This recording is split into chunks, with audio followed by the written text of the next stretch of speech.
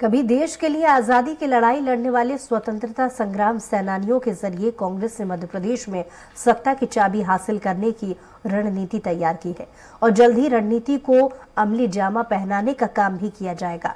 क्या होगी कांग्रेस की रणनीति और कैसे स्वतंत्रता संग्राम सेनानी इस बार लड़ेंगे कांग्रेस के लिए और क्या ये रणनीति कांग्रेस को जीत दिला पाएगी? इन तमाम सवालों के जवाब इस खास रिपोर्ट में देखिए। मध्य प्रदेश में सत्ता का संग्राम अब दूर नहीं है, इसलिए सभी राजनीतिक दल अपनी फौज को धार देने में जुट गए हैं। संगठन की मजबूती के लिए काम कर रही कांग्रेस अब एक नई रणनीति पर भी काम कर रही है। कांग्रेस अब स्वतंत्रता संग्राम सेनानियों की नई पीढ़ी को पार्टी में शामिल करने में जुट गई है। इस कवायद के तहत कांग्रेस देश की आजादी की लड़ाई में अहम भूमिका निभाने वाले स्वतंत्रता संग्राम सेनानियों की तीसरी और चौथी पीढ़ी को अपनी विचारधारा से जोड़ने और पार्टी के साथ जुड़ने का मौका देने जा रही है, जिसके लिए बाकायदा ऐसे स्वतंत्रता संग्राम सेनानियों के परिवारों की जानकारी जुटानी शुरू कर दी गई है, जिनके परिजन वक्त के साथ भारतीय जनता पार्टी में शामिल हो गए। ऐसे करीब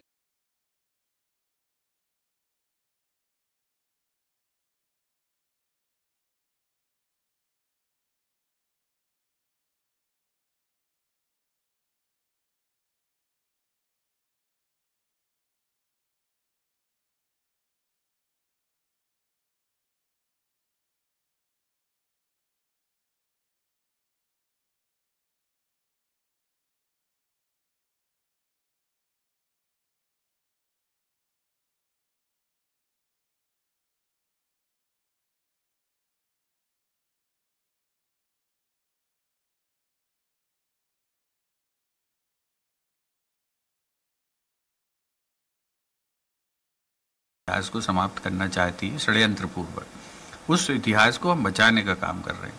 हमारे जो स्वतंत्रता संग्राम सेनानी तो बहुत कम बचे ही नहीं हैं, उनके बच्चे हैं, उनके बच्चों के बच्चे हैं। हम उनके घर जाएंगे, उन्हें याद दिलाएंगे कि आपका डीएनए ये।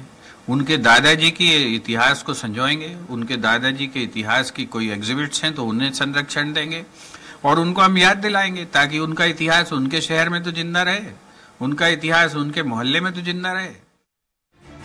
लेकिन कांग्रेस की इस नई रणनीति पर बीजेपी चुटकी ले रही है। उसका कहना है कि स्वतंत्रता संग्राम सेनानी हो या फिर आम आदमी, अब कोई भी कांग्रेस में शामिल नहीं होना चाहता।